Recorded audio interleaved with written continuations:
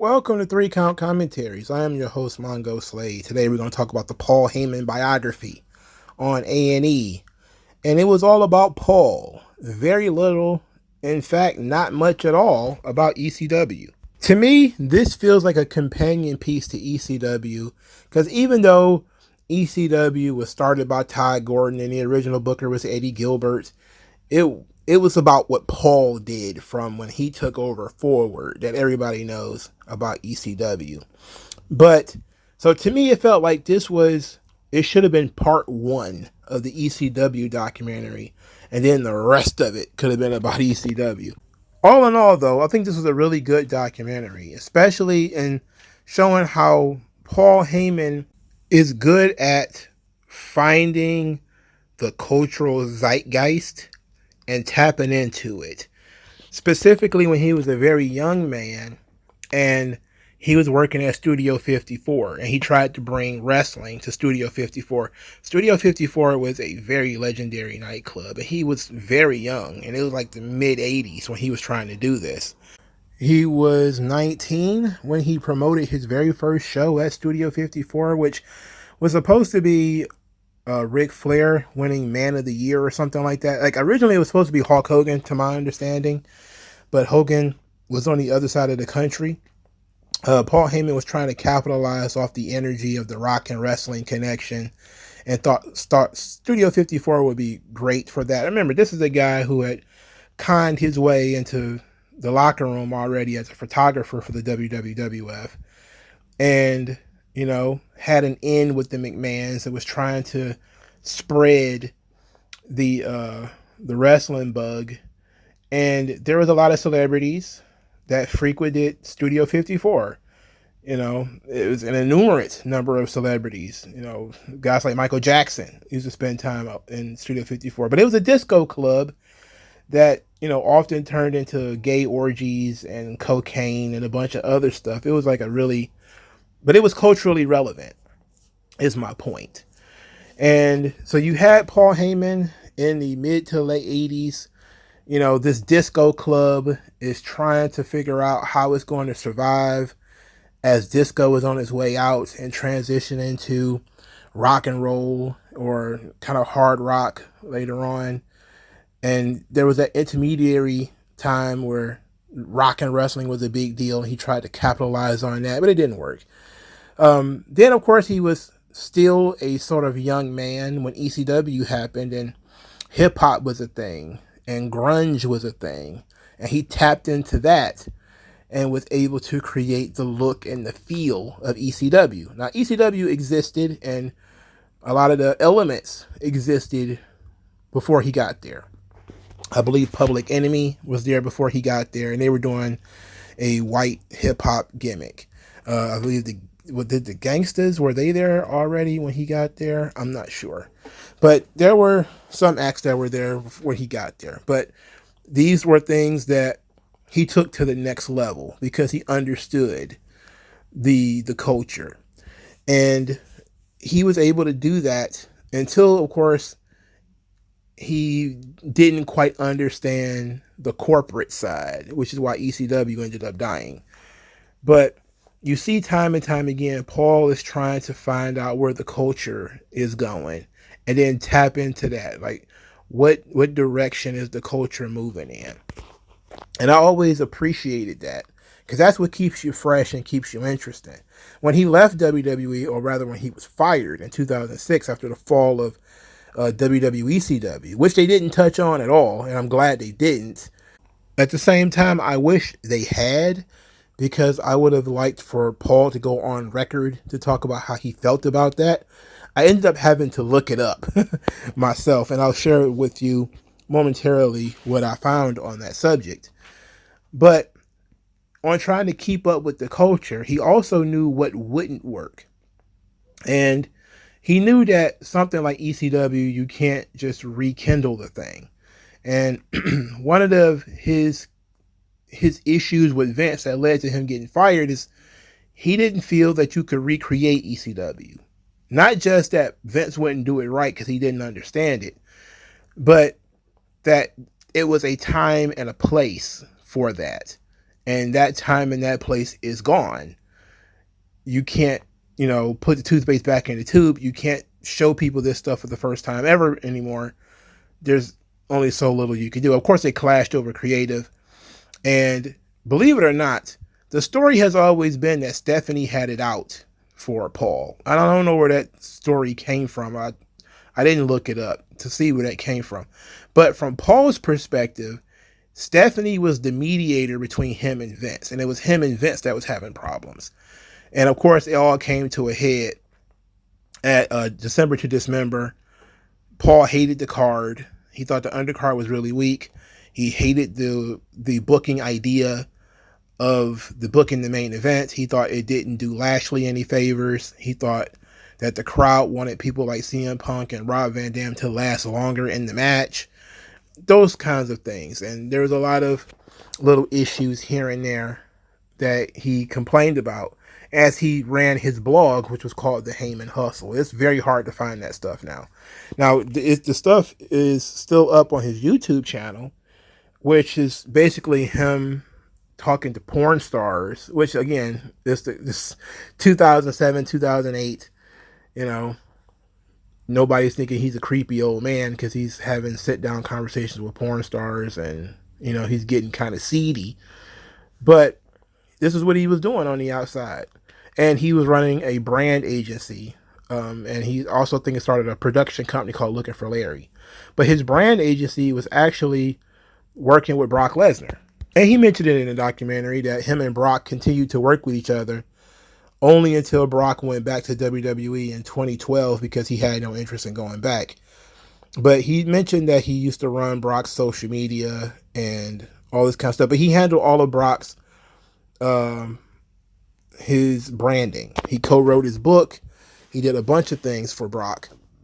And so they showed you that Paul is a guy who not only keeps his finger on the culture, but he also is such a good glad hander that he is a legitimate manager. If you're one of his guys, he legitimate. Like, they showed this obviously staged scene of Paul telling Roman, "Your parking is taken care of, sir. You don't have to worry about parking."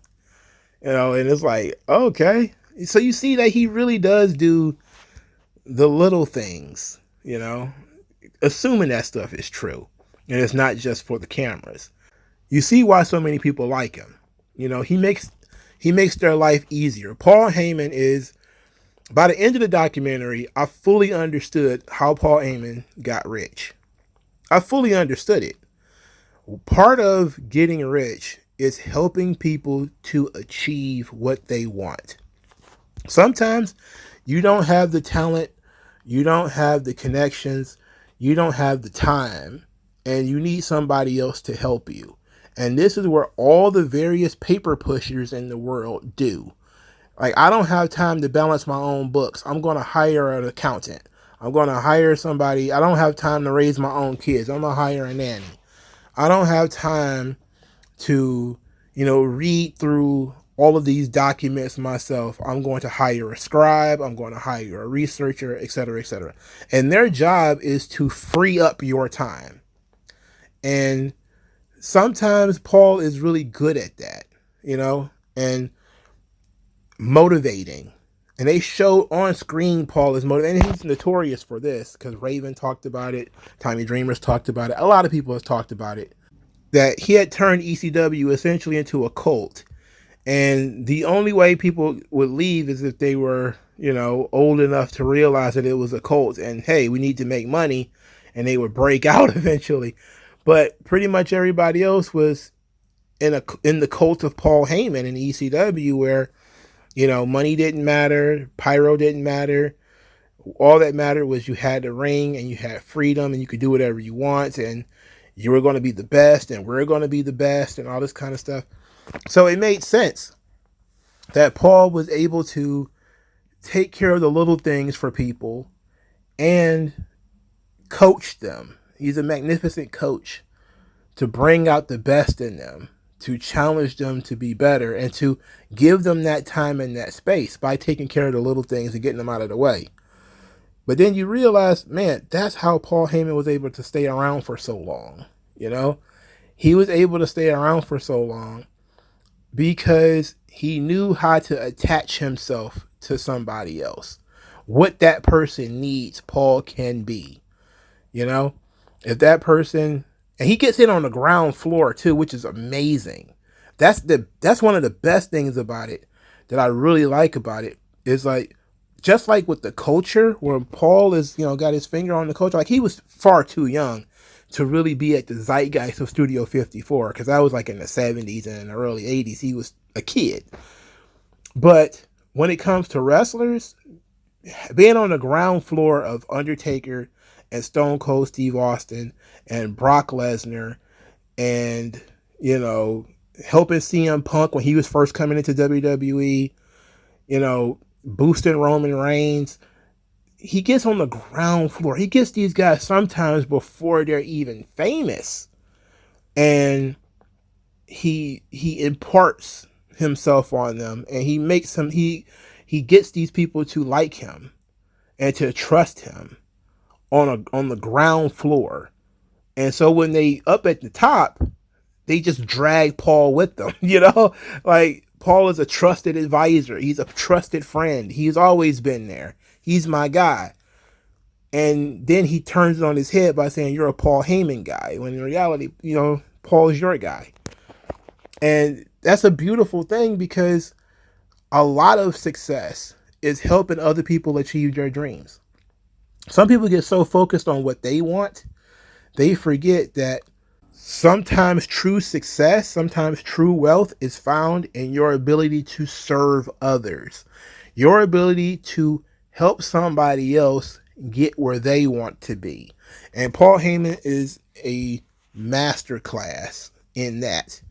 When you just watch him and you listen to him and you listen to other people talk about him, you get the idea that Paul Heyman is a guy who is a willing step stool for somebody. Step on my back to get into over the fence. But make sure once you're over the fence, you reach back and help me up too.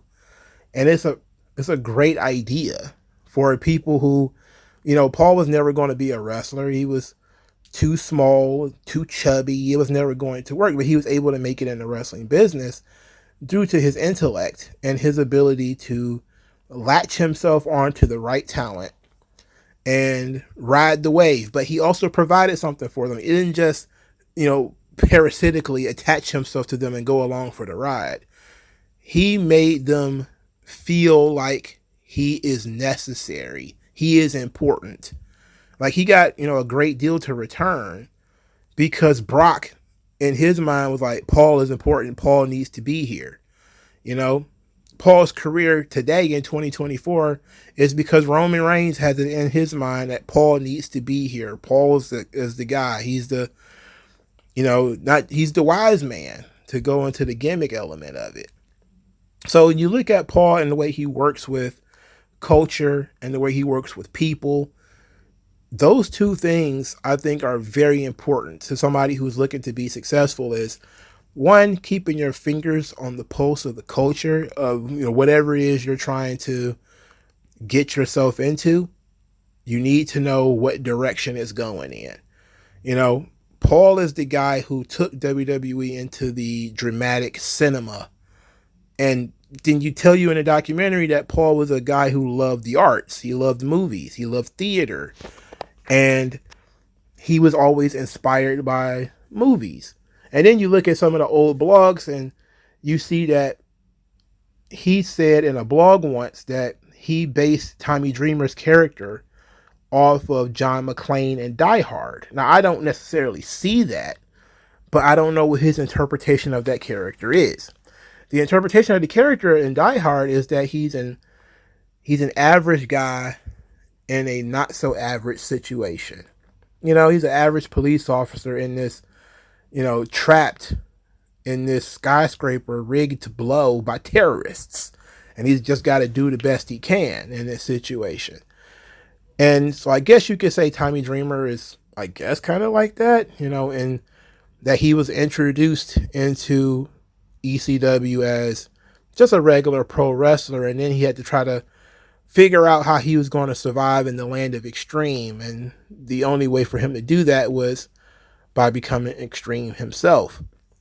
So that's one way of doing things. And we know that he based his character that he originally did off of, I think, the movie Wall Street. Or no, I forget what movie he based it on. But he based his original Paulie Dangerously character off of a movie. He's based Roman Reigns' current tribal chief character off of a movie. And these are movies that maybe the guys didn't even see. But again, fingers on the culture, connect with the right people. You know, it's the old home invasion. You know, I'll boost you through the window. You unlock the door for me. You know, wait a minute. What am I saying? Anyway, it was a great documentary. You know, you learned a lot about Paul, you know, in his career, but it was just tremendous. And that's what I picked up out of it is if you help other people become successful, you can become successful too. And that requires you knowing not only what you want to do, but what they want to do, and keeping your fingers and your nose and your eyes on the culture to make sure you're going in the right direction for maximum success. It's very impressive. It's very impressive. Paul was involved at the ground level with UFC. You know, UFC became popular, maybe, what was that? Maybe 2005, 2006. And Paul's production company was doing videos for UFC fighters. And, you know, he was talking about, you know, the TNA, UFC, WWE triumvirate on television in his Heyman Hustle blogs, and what TNA might need to do to succeed, and how they could, you know, cut WWE off at the legs here, and talking about WWE's failures and where UFC is succeeding. He's paying attention. Like, he's not in the business anymore, but he's paying attention, and he's not quite Vince Russo stuck in his ways. He's looking at it from the perspective of, this is what's going on right now. Here's what you probably should be doing next. And that stuff is fascinating. And to see him basically lay it out like that, it was nice. And you have to pick these things up, because they're not going to just, you know, tell you that Paul is a culture and connection guy, but that's what it is. You know, some people have the ability to force change. Some people just know how to manipulate, and Paul's a manipulator, you know, and that doesn't necessarily mean negative, because you can manipulate people for good things too. And Paul clearly has done that. All right, like, share, subscribe. I'll talk to you guys later. Tell me what's worse than learning all that you led to believe was all horse crap. They distort, so question as if